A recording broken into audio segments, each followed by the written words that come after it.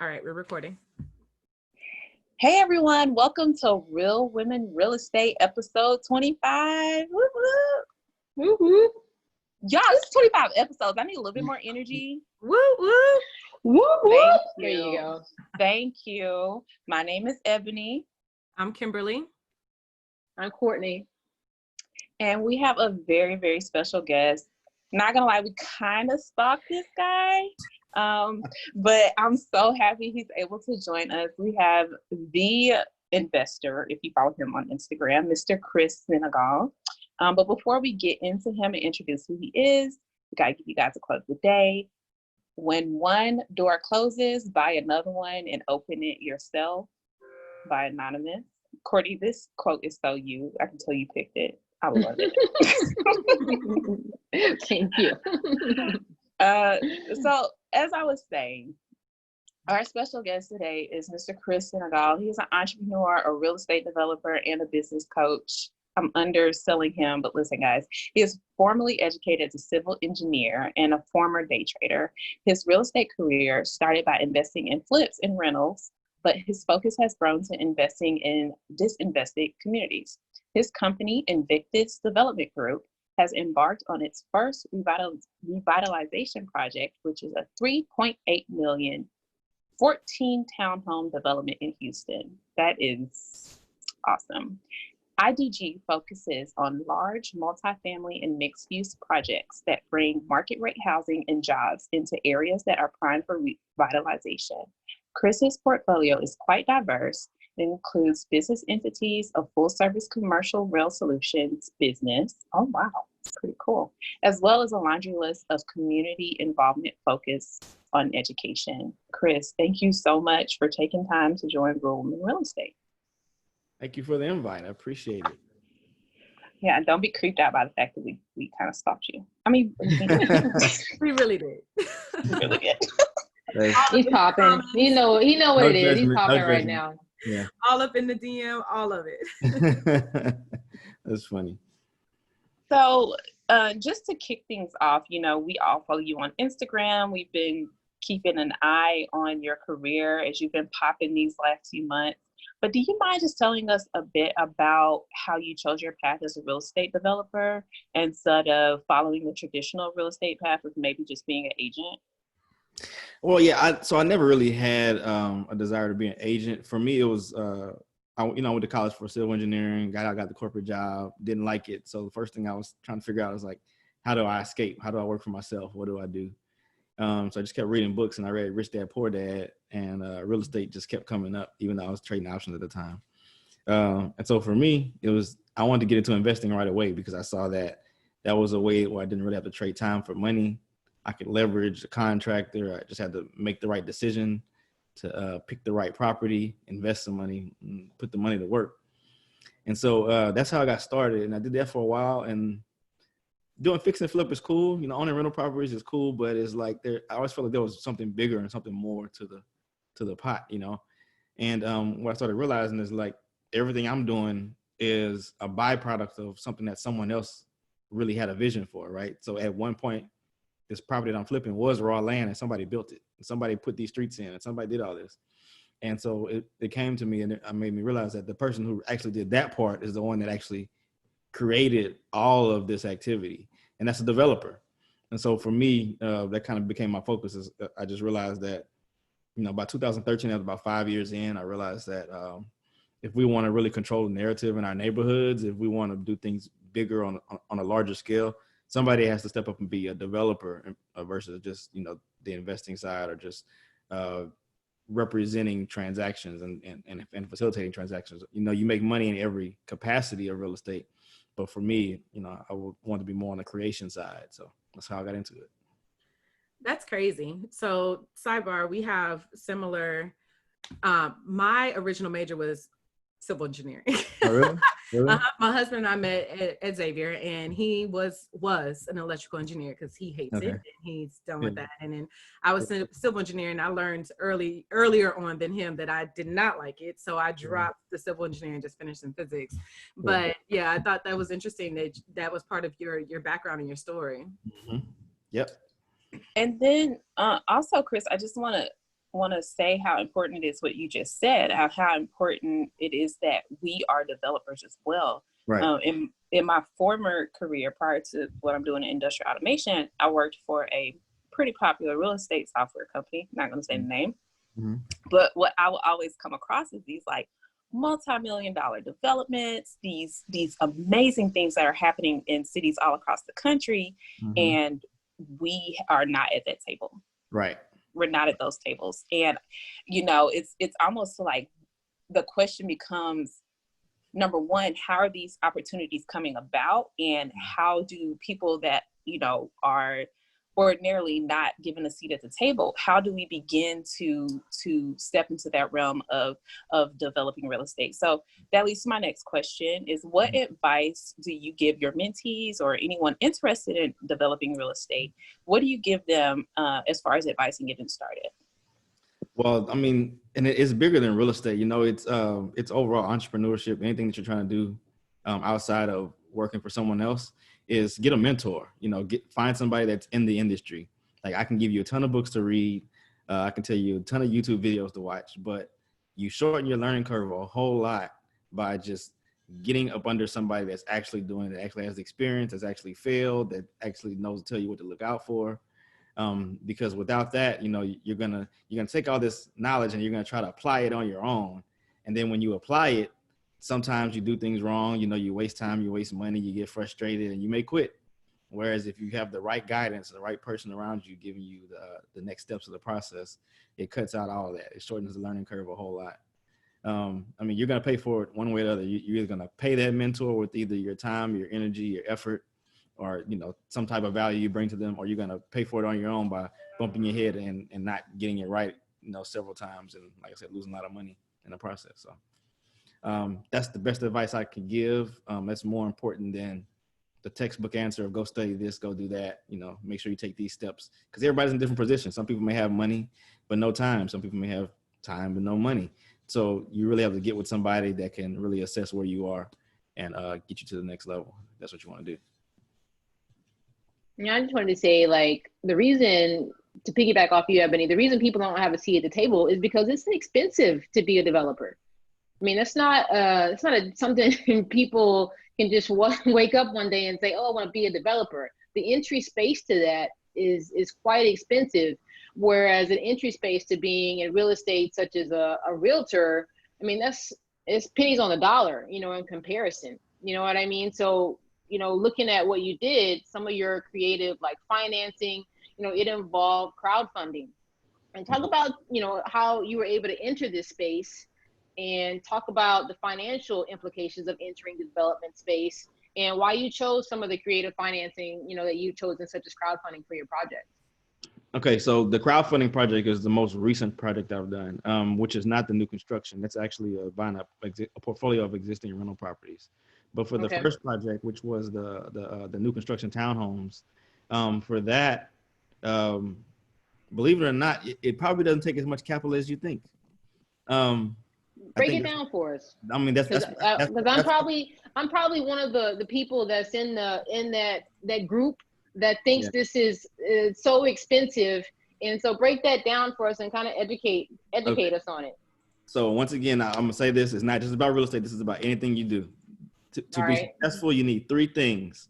I call it the success triangle. Okay, you need the opportunity, you need the experience and the knowledge, and then you need the money, right? So if you bring any one of those three to the table, your goal is to not try to wait until you have the other two.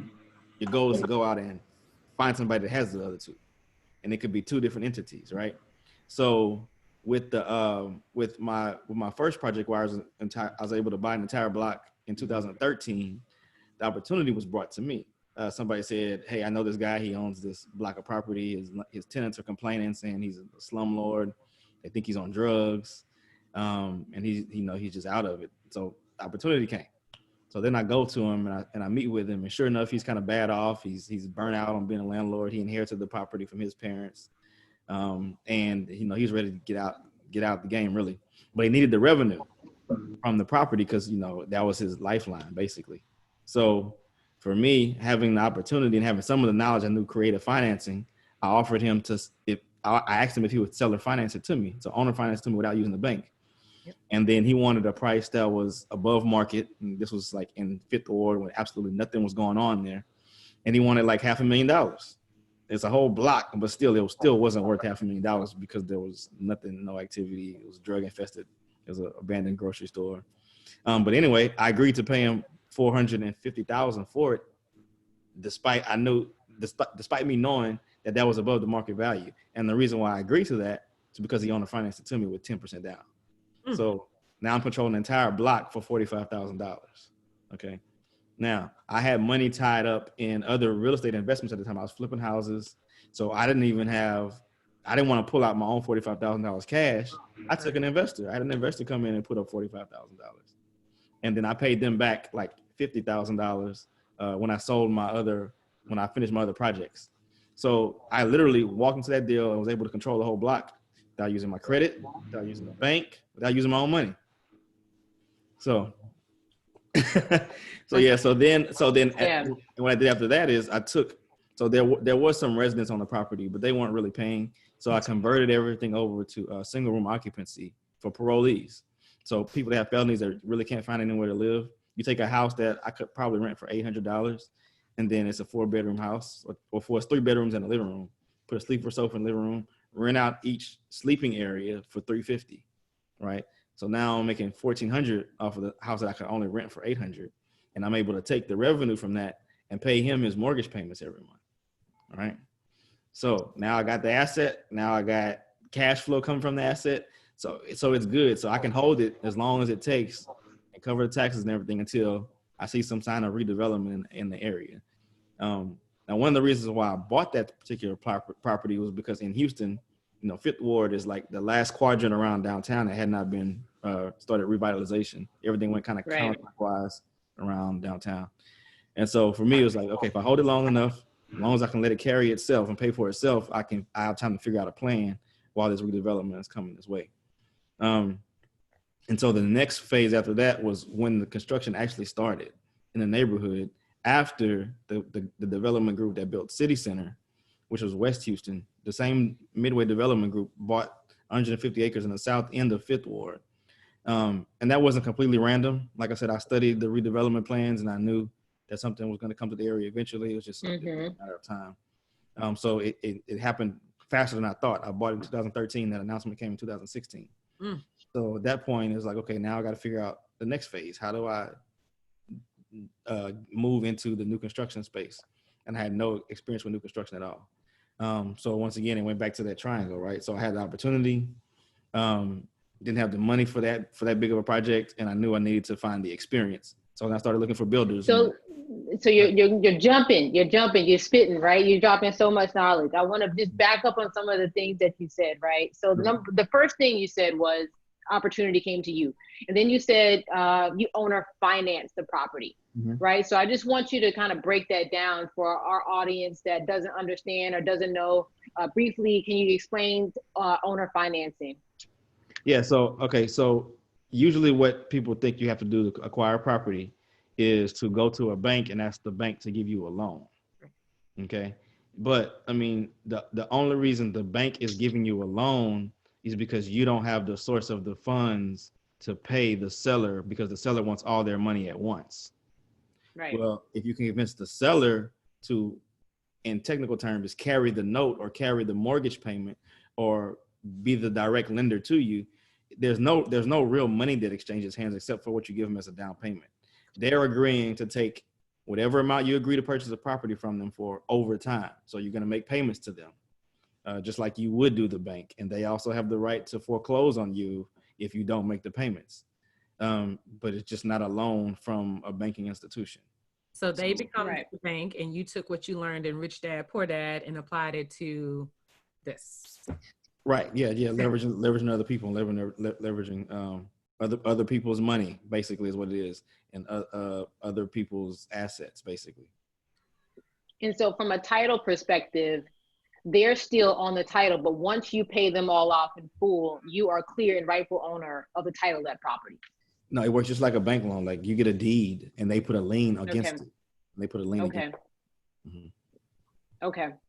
Yeah. And so then you jumped to like understanding, you know, how to choose a property. You said you were looking at redevelopment plans and they were actually working faster than you thought they were. Now, I've looked at redevelopment plans before and looking at properties and things like that about these new neighborhoods and what they're doing and starting to see these changes. They're always older. They're always like, you know, 2012, 2015, like years old. And it's always kind of good to see, hey, have they even started on some of the things they plan on doing long time ago? Talk about, you know, your experience in reading this and what are some of the things that you saw where you knew, hey, it's time to jump.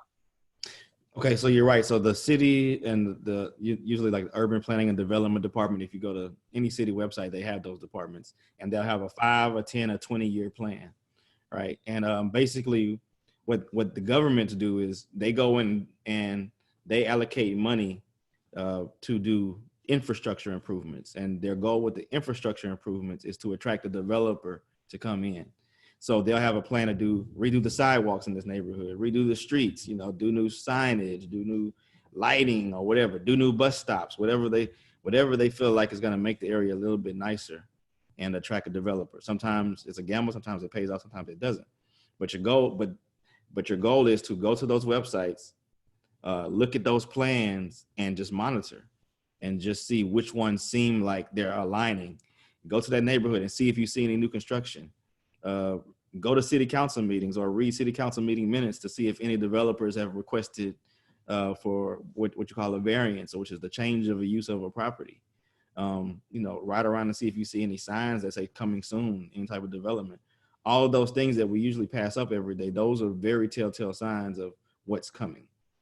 And so for me, like I said, the city had plans for Fifth Ward. And I saw the redevelopment coming counterclockwise around downtown. It was like in Third Ward and the East End, which they call Edo now. So I knew that area was up next, you know. That's crazy. It's a calculated risk. That's crazy that you say about the redevelopment and the urban planning, because I think our community also doesn't realize when they start to when the city's wanting to buy your house is for a reason. And when, for instance, I live in Oak Cliff in Dallas, and it's very analogous, of course, to Third Ward, Fifth Ward. And when the city starts putting up, what's it called? The silent walls, the sound walls and stuff, it's not for us. And they don't, and people are, you know, they're hating the construction, but not realizing why the construction is happening. So you know, you're teaching our listeners something new, because a lot of people, especially our culture, don't pay attention to that. And that's major. So anyway, back to your new construction. Now we can move forward. I think the question was, you know, just kind of what gave you that confidence to go from a fix and flip directly, you know, to a new construction without that experience, right? Because what I'm hearing you say is you don't need to be this huge developer. And here we have like Toll Brothers, you know, the big names. What you're saying is you don't need to be a big name. You know what I mean? You just need that opportunity. You don't need all that. You know what I mean? So I think that's educating us as well. And then just how you went from fix and flip to new construction and confidence to do that. I think a lot of this that we're talking about right now is deeper than just asking, like me answering that question. The truth is, the reason why we all think the way we think is because of the education system, right?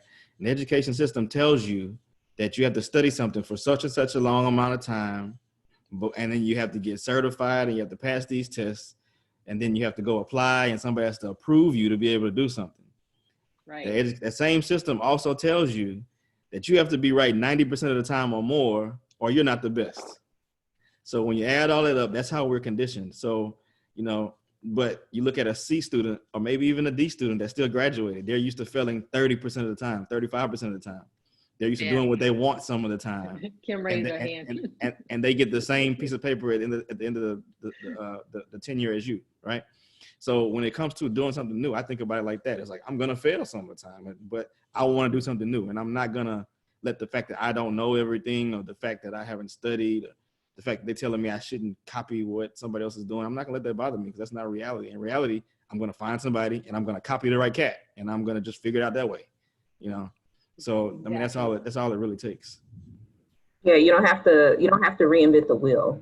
Yeah, you should never reinvent the wheel. There only need to be one McDonald's. Now you got Wendy's and Burger King and everybody, you know. Yeah, the blueprint's already there. That's right. That's right. Awesome. So,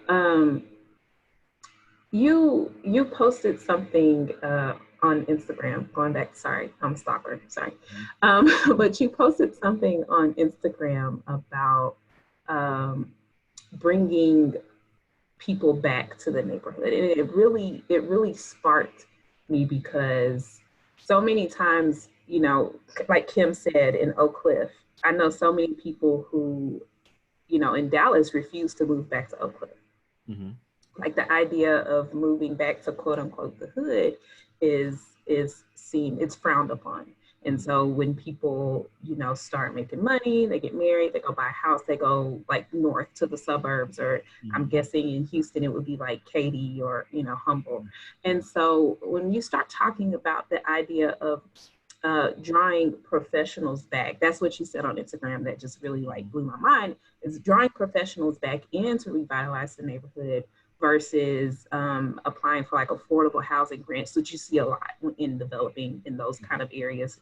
People are applying for like tax credit properties, hood properties. So what kind of gave you that philosophy, and have you seen it unfold?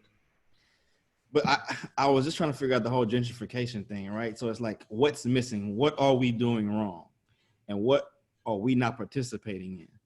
And you're right. What you see in these neighborhoods is, for some reason, we have this notion that we got to protect the people that are there, to the point to where if you try to do anything nice over there, you're not looking out for them, right? In reality, if we really unpack these neighborhoods, the reason why you drive by the main strip in this neighborhood that's probably called Martin Luther King Boulevard or something now, and there's a bunch of abandoned businesses up and down the street with graffiti all over them, you got to realize that once upon a time, that was thriving. That's not there for no reason. They didn't build it looking like that. It was brand new at some point, and there was a bunch of businesses all up and down that street. And when that was before 1967, before desegregation, because we had to have our own everything. Like we act like we never had businesses. We talk about Black Wall Street in Tulsa because it got burnt down, but every city, you couldn't go to a white doctor, you couldn't go to a white lawyer, you couldn't go to a white cleaners, you couldn't go to a white restaurant. There was a Black business for everything. And the doctors, the lawyers, everybody lived in these same neighborhoods. We talk about redlining like that was the huge detriment to us, but we forget about the fact that our grandparents bought their houses cash. They built houses cash. Families are still inheriting property right now that Black people built and Black people owned before redlining. Redlining just gave the other cultures in other neighborhoods a cheat code to get to a destination faster, but we should never have stopped. And that's what we did. When we got desegregated, a big portion of our community felt like they had earned the right to move out of the neighborhood and move to other areas of the city, that they had to take advantage of their right. And they also had to patronize everything else. So the businesses went down, the neighborhoods went down, right? And so now what the people that were left here were the ones that couldn't make it out. So then all of a sudden our mindset changes. It's like, oh, the people that are there, let's continue to look out for them. Let's build more low income housing. Let's look out for them. All that's cool. We have to look out for that group because we are the successful ones. But if there's no higher income that moves back to that neighborhood, I don't care how many councilmen, how many mayors you talk to, a grocery store is not gonna move back to that neighborhood because they do not see the income there for them to survive. Even if the city gives them the grant to build the whole store, they still have to operate. Your capital investment to start a business versus your day-to-day operations, is two totally different things. So you have to bring the higher incomes back. And what I figured out is the best way to do that is to not go on knocking on doors asking people to sell their house. It's like there's already abandoned property. There's vacant lots. There's drug houses. There's old buildings that aren't being utilized. Let's buy all of that. And let's make sure that we're in an area like Fifth Ward where there's already gentrification happening. So the values are already going to go up. And we usually always miss out on that, right? Now let's buy early. Let's own, let's bring the higher incomes back. Let's kind of control what happens as this neighborhood revitalizes so we can preserve some of the culture of the neighborhood. And it's a win for everybody. Nobody gets displaced. Higher incomes come. We are the reason that the grocery store start looking at the neighborhood again. We are the reasons that the restaurants that come in, even even the entrepreneurs that want to do something noble and set their business up in these neighborhoods, unfortunately, a lot of them will not survive because the residents that are there still cannot support them. You know what I mean? They have overhead every day. They got staff they got to pay, all this kind of stuff. So no matter how noble the idea of setting up a business in that neighborhood is, unless the income is there, unless the doctors, the lawyers, engineers, unless all of us are in that neighborhood, those businesses will continue to fail or be very low operating and won't be able to scale and grow. So it's crucial for us to be back in the neighborhoods, period. How do you get people back in the neighborhoods? How do you get people to buy into this? Like, I believe everything you're saying, right? Like, how do you get them? The conversation we're having right now. This is another problem we have. We want to convince everybody. Yep. Yeah. Can't convince everybody. Imagine if Elon Musk or Mark Zuckerberg were complaining about their cousins in the trailer park and not getting it right now. Where would they be? Imagine.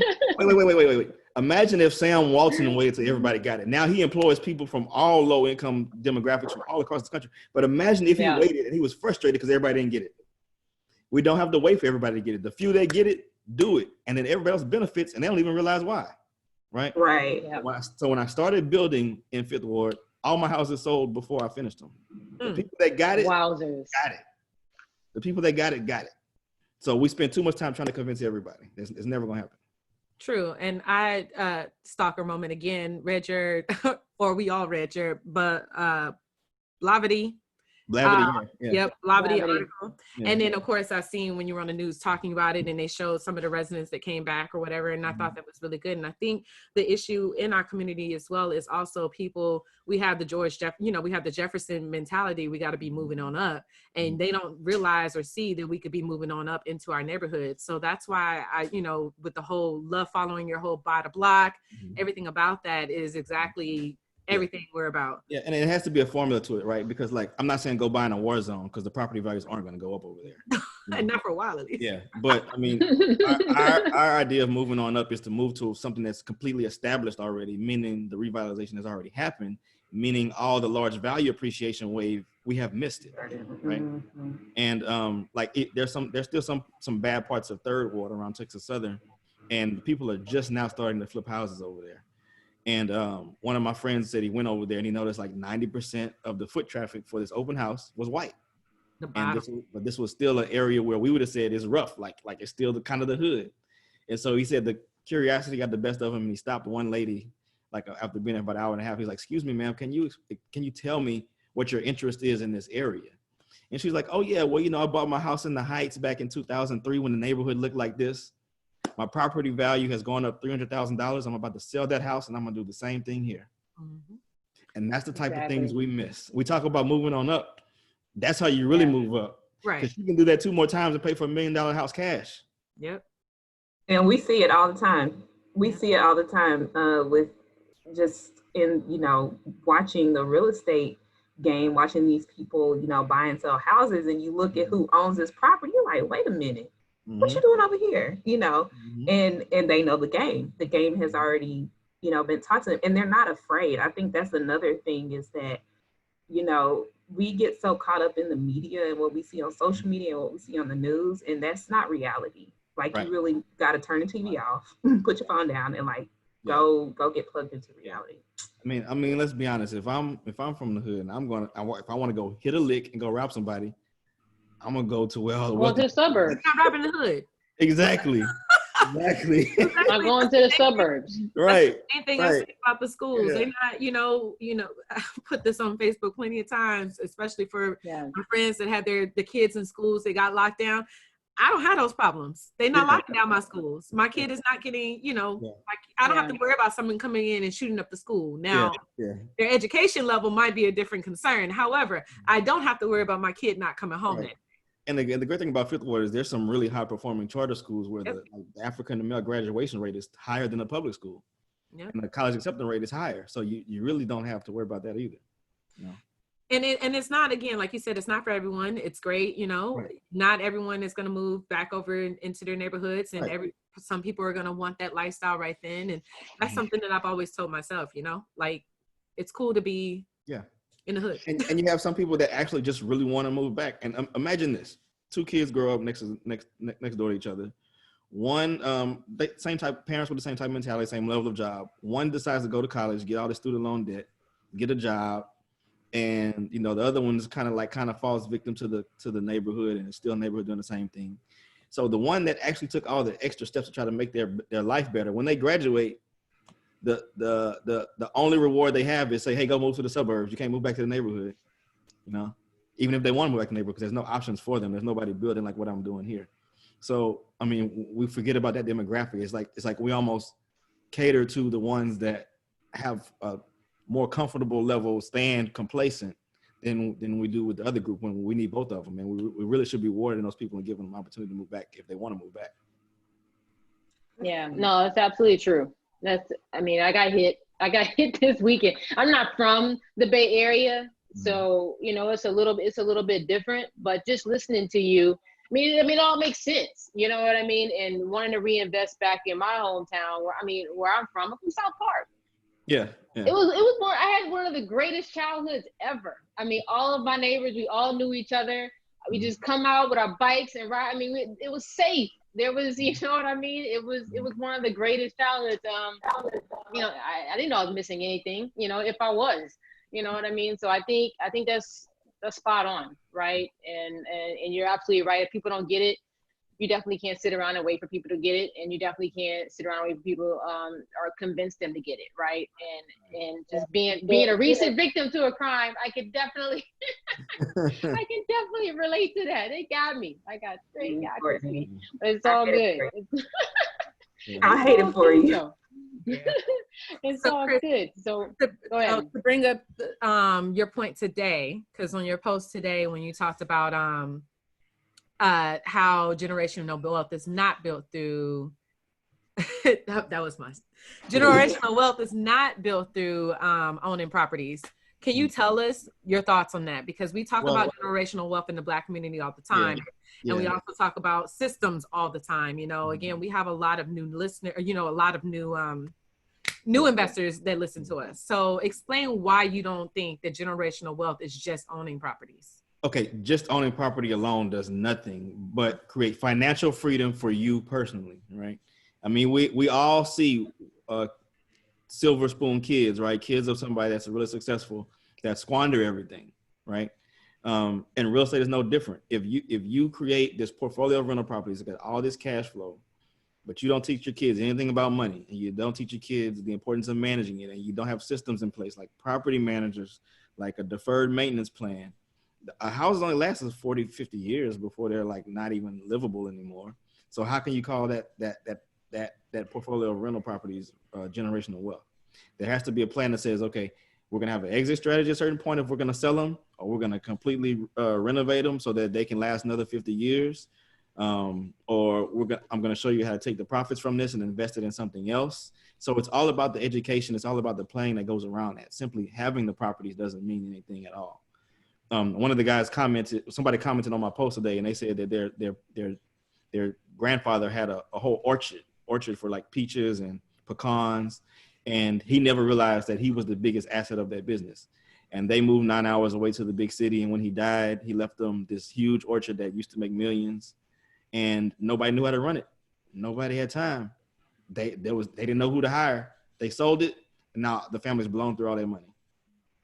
So that's not generational wealth. Like, I think for some reason we're such a culture of working in employment that we feel like once we get out of that and we have something that's creating revenue, that's generational wealth, and that's far from generational wealth. Wealth is when your passive income exceeds your lifestyle, right? So there's so many more layers to that. The education and what to do with money is way more important than the actual source of the money. That's big. And that's the same, mind blown, right? But that's also goes back to how you said you started with the opportunity that you had. Mm-hmm. It's almost the same thing that he didn't know what to do with his property. Well, no, and not just that one. The Buy the Block project, the portfolio, same thing. I own about 15 properties in Baton Rouge, right around Southern. Same thing. Like every big block of property I've bought it from an heir who did not take care of it. So there's no, like, this is not a theory. I've seen it applied And anybody that's a wholesaler in real estate, they see it all the time. Yep. The heirs are losing it for property taxes. The owners can't even maintain the properties anymore, or the portfolio just passes useful life, and it would take so much to reinvest in it, and the kids don't have the credit or the capital to reinvest in it, so they're selling it. It happens over and over and over. Yep. And it's not just us; it's every race. You know, that's not a race thing. Oh, absolutely. That's just lack of knowledge, like you said. Right, Lack yeah, of lack of knowledge, knowledge, lack of system, and looking at the short-term goal, or looking at the money that they're getting, you know, for pennies on a dollar. Right. Yep. It's like going to a pawn shop, right? You got a Rolex, you know it's worth $10,000, but you're gonna go get $2,000 because you're desperate for money, you know. So this is the reality of it. People sell it at a discount even though it has more value because they're just in a bad position because they haven't been trained on how to use the money or manage the money. What's your advice to somebody? Oh, I'm sorry. This is bad. My question is kind of selfish. It's just, what's your advice to somebody that's just getting into home buying? That's just, you know, maybe not even looking into, you know, developing or investing, but just thinking about purchasing a home, especially if you're saying this is not necessarily generational wealth, and you have somebody that's sitting up there thinking, I think home ownership is the dream. It's the end all be all. And you're kind of not necessarily seeing the opposite, but you're kind of just dropping some different types of jewels and coming from a different perspective. What's your advice to somebody that's looking to get into the market as a home owner for the first time? I love that question. So, number one, owning a home does not automatically mean you're investing in an asset. You can pay to live somewhere and not make any money off of their residence, right? But if that's what you want to do, that's just like buying a nice car. If you choose to do that, that's fine. If you want to buy designer things, that's fine. But don't confuse that with actually saying that your primary residence is an asset.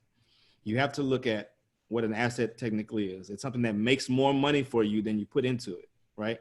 So you look at the cost of home ownership every day. You look at your mortgage, your insurance, your taxes, your maintenance, your upkeep, your lawn care, your repairs. If you add all that up at the end of the year and the property value has gone up more than all of those expenses combined, you've made a return. You've made a positive return. That makes it an asset. If it has not met that threshold, it's not an asset that year. Who knows? Maybe next year may be one, but it wasn't this year. And number two, if simply owning a home was the first step into having wealth, there would be no such word as foreclosure, right? So everybody that gets foreclosed on, number one, had they lost that same job, had they had that same financial hardship and they were renting, their credit would be okay, right? Okay, but since you chose to buy a home and the same thing happened to you, your credit's really bad now. So now you're in a worse position than when you started. So if you're gonna buy a home, you have to buy in the right areas. And that's why, especially as a buyer, I always tell buyers, get an agent. It's free. It's free for you. The seller pays for the agent. Make sure that seller researches the market you're moving into. Make sure the property values are going up. Make sure the taxes are something manageable. Make sure the HOA isn't crazy. Make sure it's in the market where if you have to move out of that house, the rents in that neighborhood are more than what the mortgage payment's gonna be. Make sure there's a demand for rentals in the area. Make sure there's a demand for sales in that area. So if you have to sell it, you can sell it. All of those things are important. That's like saying, you know, we all need water to live, but if you drink a whole bunch of salt water, what's going to happen to you? You're going to die. So you need water though. You need a place to live. But you have to pick the right source, you know? And so that's the importance. Yeah, don't just pick a house because you like it. Make sure that all of those numbers and those metrics make sense. You just plug. I love that. Right? I love that. An agent.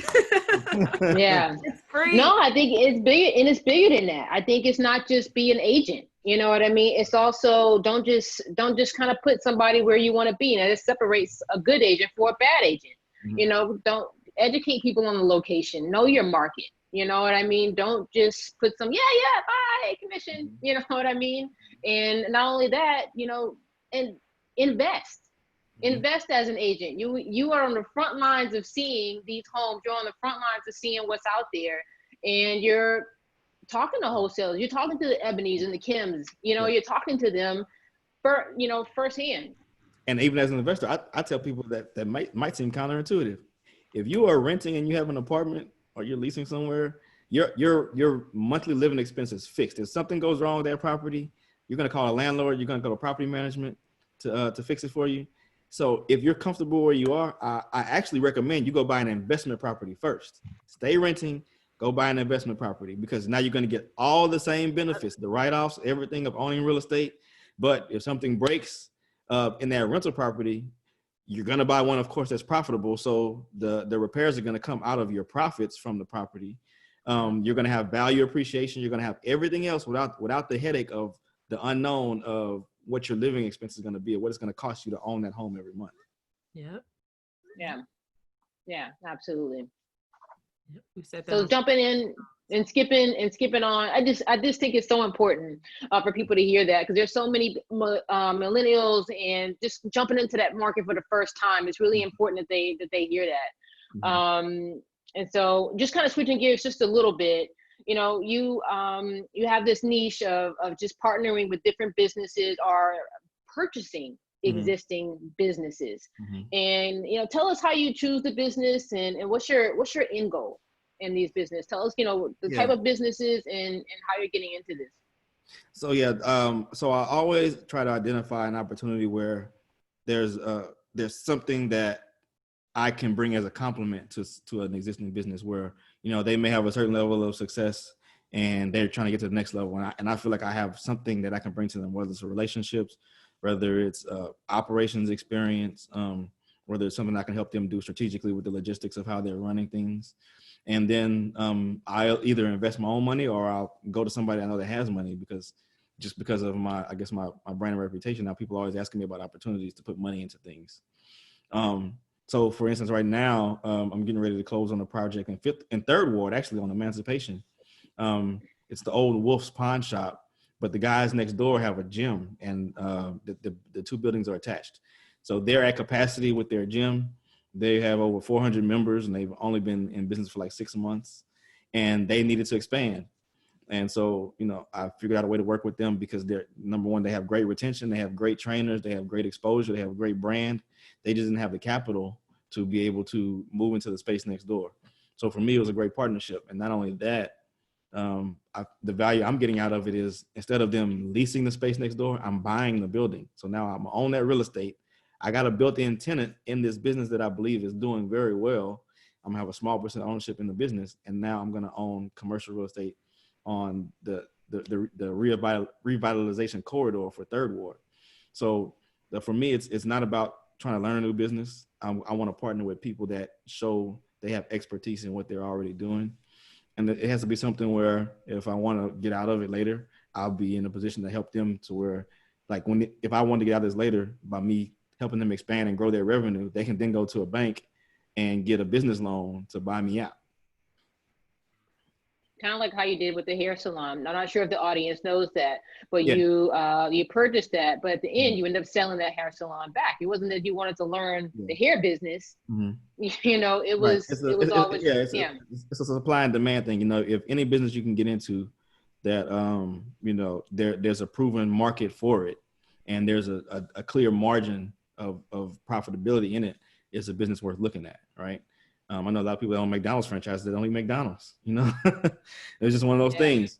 So the hair salon business, the hair extension business, was definitely something, because that was at the time when there was so when it comes to businesses, when you think about competition and you think about profitability, the first thing you always have to think about is the barrier to entry. Because if everybody has access to whatever product you're going to sell, and it's easily available, then there's going to be a lot of competition, and people are going to fight for market share. So they're going to continue to lower their prices just to be able to make sales, right? So at the point in time when I got into the hair extension business, it was still very hard to find vendors that had quality hair. And so what I did was I bought a franchise. I didn't try to figure it out on my own. There was a successful franchise here in Houston that had like 5 locations, and matter of fact, the owners happened to be from Port Arthur as well. So I bought a franchise. I bought their blueprint, so that I didn't have to start from scratch. And they get a percentage of my revenue. That's called royalties, But in exchange, I didn't have the high risk of trying to figure it out on my own. So they had the good supplier for the hair and everything. And but you know, the business did like 450,000 the first year. That was great for revenue, right? But y'all know everybody want hair. Why y'all looking surprised? well, but here's the thing though. Like certain businesses, you don't really understand what that number really means. People say I made $1 million last year, but the question should be, how much did it cost you to make that $1 million? What was your net? Like Right. you posted What about is your that net? before. What is your net? I don't need your growth number. So the business made 450,000, but I had to keep so much of the profits tied up in inventory, right? Because as the business grows, the demand grows. So I got to take the profits and reinvest it in buying more inventory. So you don't really see a lot of cash that you can actually pull out. You see the business growing, but the money's kind of stuck in there, or else you're going to have customers coming in and saying, oh, they were out of this, they were out of that. Then your business goes down. So at the end of the year, it was making like $80,000 a year, right? Because I'm not a hairstylist. I had to pay a salon manager, I had to pay a front desk admin. So what I realized was that business was better for an owner operator. So I took my salon manager, who was also a stylist, and I let her buy it from me. You know, so I gave her a bonus and basically owner financed it to her and let her take over the business. So that owner finance, boy. Yeah, I mean, that's the only way we get around banks. I mean, because if we wait for a bank to say you qualify to step up to the next level, a lot of us won't get there anytime soon. You know? So it's better to have those working relationships, you know, and be able to sell things to each other. So just curious. Well, one, your crowdfunding opportunity right now, is that your third ward project or no? That's Fifth Ward. That's another Fifth Ward project. Sorry. But so that one was so you know, I had the new construction where, like I said, we're taking, not displacing anybody, but we're taking abandoned property, you know, blighted property, and bringing new construction in. And then the other side of that gentrification narrative is always a displacement of the long-term residents, because with all the revitalization, other investors are going to come in and buy things, and they're not really concerned about the residents. Unfortunately, even us in our culture, when we're taught about investing in buying rental properties, we're taught buy it, renovate it, get the highest rent you can, you know, not really realizing that's accelerating gentrification, because the person that they're telling you not to worry about, if they can't afford it, they'll move out. That's somebody that's probably been in the neighborhood for a long time, right? And so for me, it was like, okay, so how do I counter that? Once again, it goes back to creative financing, owner financing, something where I can buy at a price point and negotiate payments at a point where I don't have to raise the rents, where it's still going to have enough cash flow with the rents staying where they are. And so that's what I did with that project. I was able to negotiate by 18 houses and 2 commercial buildings for $1.25 million. I know in like California, that's like one house, you know. I know. So you bought another block, right? And this time they wanted more down. They wanted me to bring 50% down to closing. So I had to get $600,000 together. But then they agreed to allow me to have 2 years with no payments. And then I pay them off at the end of 2 years.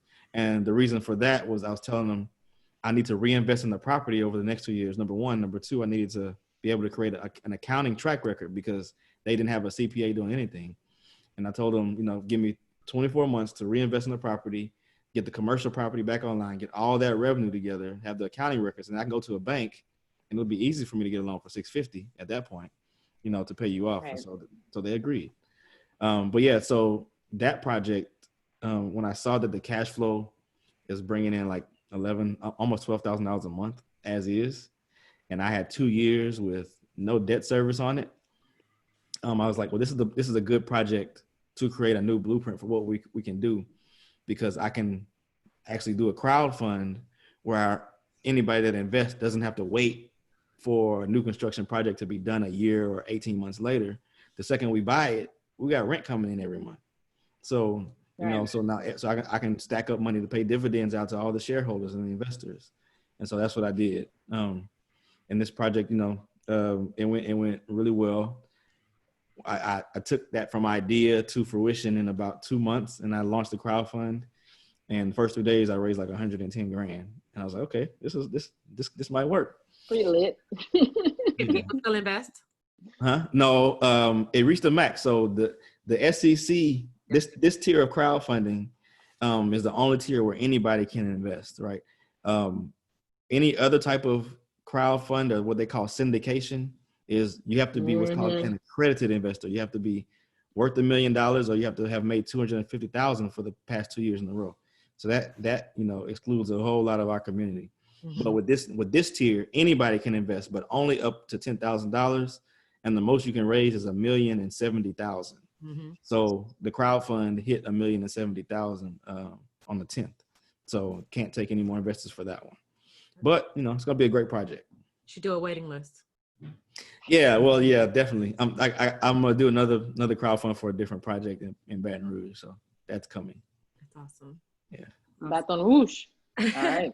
So what pushback from the community or others are you receiving? Because that is, with you doing this creative financing, first of all, that you're doing is amazing, because it gives people another way of thinking. And like you said, it costs less than what any of us would have thought that it actually costs, right? Mm-hmm. But what pushback are you getting, do you hear, or that you're getting, period? None.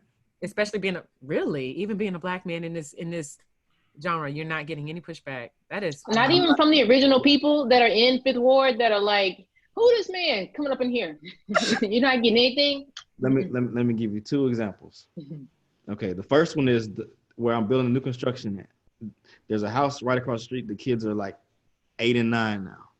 When I bought that property in 2013, they were like 1 and 2 or 3. They would not let their kids go outside because the prostitutes and the drug addicts outside. Now the kids are outside playing with the chihuahuas. At the open house, I had when I finished the construction on the first 3 houses, there was a lady that came in. She was about 71. I literally heard her on the phone calling her friend. She's like, "Girl, you can move back to the neighborhood now. Come out of Humble. They building nice houses over here again." So that's because I'm not displacing anybody. The residents on Lyons Avenue, when they heard that the landlords were putting the whole portfolio for sale, they were scared because it's so close to the redevelopment. They just knew somebody was going to buy it and raise the rents, and they were all going to have to find somewhere to live. Some of them have been living there 20, 30 years. So when I say nobody that I've been interacted with personally has said anything negative to say. One more example. I was outside of the new construction one day, and these 2 teenage boys walked by. They were probably 14 and 15. And they stopped me, and they were like, "Man, who's building these? You building these?" And I was like, "Yeah." And they were like, "Man, okay, who gonna buy them? Some white people?" And I'm like, "Well, believe it or not, man, there's some of us that can afford these type of houses too." And I was like, as a matter of fact, the ones that I've already sold, they look just like you. They went to college, they got jobs. And he's like, "Oh man, that's cool. Like I've never seen that before. Like that's all right with me." So it's like I'm changing everybody's perspective and their paradigm of what's possible in these neighborhoods. So I can only imagine like you're shaking the table, and I'm sure like other developers who are non-Black, just look at that, are probably looking at you like, who is this guy? I'm sure whose man is this? Yeah. I get some of that. And I get some of the older Black builders that are like, damn, I never thought about approaching it like that. Yeah. But I think some of the developers of other ethnic groups, they kind of applaud what I'm doing because they're like, a couple of them at flat told me, it's like, man, we don't understand why your community doesn't get it like that. We don't understand why they think everything is so bad and why they don't want to participate in revitalization of the neighborhoods.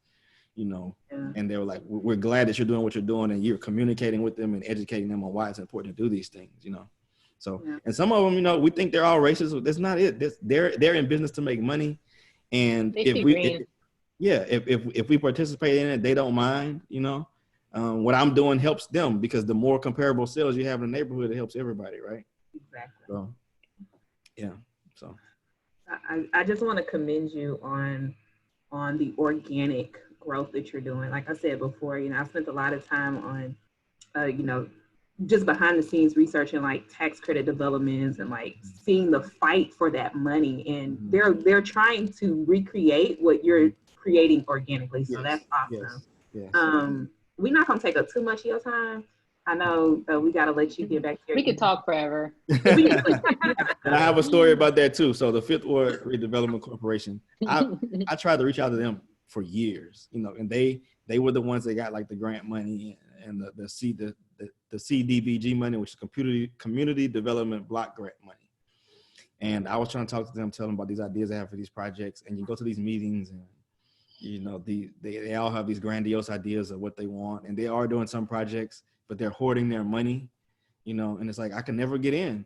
I could never get in. So for me, it was like, okay, I'm not going to waste my time trying to get in and try to get in line. I'm just going to go out and do it. Yeah. And, you know, and it's been working. Now that Buy the Block project is right next door to their office, literally. Won't he do it? The irony of that. The irony of that. Yeah, they're gonna have to see. They're gonna have to see that growth. They're gonna have to live with it. Yeah. So thank you for sharing that story. One last question that I like to ask. It's my favorite question is, what books outside of Rich Dad Poor Dad? But what books have made a positive impact for you? And since you're so busy, if you don't find a lot of free time to read, how do you stay motivated during times when you feel like you would rather just So I got 3 books outside of Rich Dad Poor Dad. One is Think and Grow Rich by Napoleon Hill. That book is just like the cornerstone for like any personal development book you read now. All the principles are borrowed from that book. Another very important book is a book by Dale Carnegie. It's called How to Win Friends and Influence People. And that book That's Ebony's book. Yeah. All of these my books. Yeah, that book. Yeah. And I would say the third one is a book by Darren Hardy called Entrepreneur Roller Coaster. And it teaches talks about, the cycles of entrepreneurship and how to stay level-headed and how to stay focused on your goal, in the process. There's tons of books. And like I said, I don't have a lot of time to sit down and actually read now, but I have Audible, so I listen to books all the time on audio. So. Awesome. That's awesome. I just wrote that down. Entrepreneur Roller Coaster. Taking notes. Same. I like it. So we're gonna let you out of here. We want to do something fun. And not that learning and education and what we just went through wasn't fun, because I could nerd out on all of this all day with you. So I know, love it, right? We just wanted to get some personal, so people can kind of see a personal side to Chris. Who is Chris Senegal, the man behind the development, right? Who is this man, right? And so when you just, like, let's say you just, you're coming from a development, everything, your projects are in line and you're feeling good, you're rolling, and what are you listening to? What am I listening to? Man, I'm all over the map. I might be listening to somebody who's not real popular right now. I might be listening to some Kanye. I might be listening to some Jay-Z. Old school Kanye. We all miss Kanye. We miss Kanye. It's all good. Yeah. Not even I like the new stuff too. He's just, man, anybody that's a genius has a social deficit. If you look at Michael Jackson, you look at Andy Warhol, you look at anybody that's a genius, they got an extreme social deficit. So you can't expect them they didn't call themselves geniuses, but we're not gonna go there. It's okay. Everybody has their vice, You're right. You sure right. No, I love Kanye. He can always come back home one day. Yeah. So so then the next thing is just in regards to like, bucket list, like we can't really move around, and right now your city's getting hit with COVID. So when you can move around and you can do things again, where you going? What's on your bucket list? What are you gonna do? I'm a workaholic, man. I enjoy what I do so much that I might go on one vacation every 2 or 3 years, honestly. But you're not looking forward to going somewhere, even after this? Like all of us are like, wait, what? I need a vacay. After this? I think I enjoy what I do so much that it doesn't feel like work anymore. Yeah. You strike me as the type that even if you go on vacation, like you got your laptop there, you got like your phone. I'll try to put it down for at least like 12 hours. That's me. You take mine everywhere. Yeah. But I mean, I don't know. I don't really have a bucket list of places that I'm like dying to go to. Of course, I want to go. Things to do. Yeah, things to do. I mean, there's more work-related stuff, like bigger commercial developments. And my goal is to be able to retire by like 45 and just like be on autopilot and then open a charter school and teach about entrepreneurship and business. Hey, a trucking school? A charter school. Charter school. I was about to say. Okay, sorry, my bad. Yeah. Okay, that's no long charter school. Yeah, I know I'm boring. I wish I had a better No. When you said trucking school, because there's a lot of people who are picking up on trucking companies and stuff. So I didn't think that you would be into that. Oh yeah, no. I mean, but I do. the school that I want to focus on is going to be trades also. So it will be, trucking, construction, programming, things where even kids, if they have records and stuff, it's a field where you don't have to go apply for something. You can go start your own business, Mm-hmm. and That's good. No, I would say that's valid. That's good because our education system needs a complete overhaul from start to finish, and people are finally starting to admit it. And so, yeah, I definitely think there's a space for that. So our last personal question is just if there is a moment at which you are relaxing and you're watching something on the tube and you've seen it before a million times, what don't you pass up? What's your thing? What don't I pass up? I like. Came up right now. Yeah, I like CNBC. I like American Greed. Like it amazes me how smart some of these people are, and they just use it for the wrong reasons. Yeah. I like documentaries. I like anything that has like truth behind it. Favorite movie, Coming to America. I can watch that all day, every day. Coming to America and Belly. I can watch them over and over. I love it. Yeah, those are my go-tos. Yeah. I love it. Well, I appreciate that. We can definitely relate to some of those answers. I know for sure, right? Everyone loves some good Eddie Murphy. Yeah. Oh, and Shark Tank. I can watch those episodes over and over. Yeah. You like Shark Tank? Yeah, I like Shark Tank a lot. I like Shark Tank. Some of the guys. Yeah, we'll talk offline. Some of those sharks. You know what I mean? Yeah. It's the asking them and them not seeing your vision. And sometimes there's some really great ideas, and some of the things that they knock down, I'm just like, I can't do it. You know. I mean, having a great idea. Everybody has great ideas, though. It's all about execution. So it's like True. Yeah. True. I can see that. Well, we appreciate it. I appreciate you getting personal with us on a little front and just educating us on so much that you're doing. You're doing some really powerful and some really great things that should not be just minimalized. And what you're doing is incredible. What you're doing for the community is incredible. And I truly believe that we are going to see so much more of you, and it's just going to be just bigger and better and just more and more impactful on the community. It's truly inspirational to see. It's just been inspiring just listening to you today. So I hope that you can kind of take in a little bit of that and just, pat yourself on the back just a little bit, you know what I mean? And kind of take in exactly all the things that you're doing that are just really incredible. Yeah, well, I appreciate it. So thank you for joining us. No problem. I appreciate the invite. I had a good time. Thank you so much. All right, appreciate it. All right. Bye. Bye.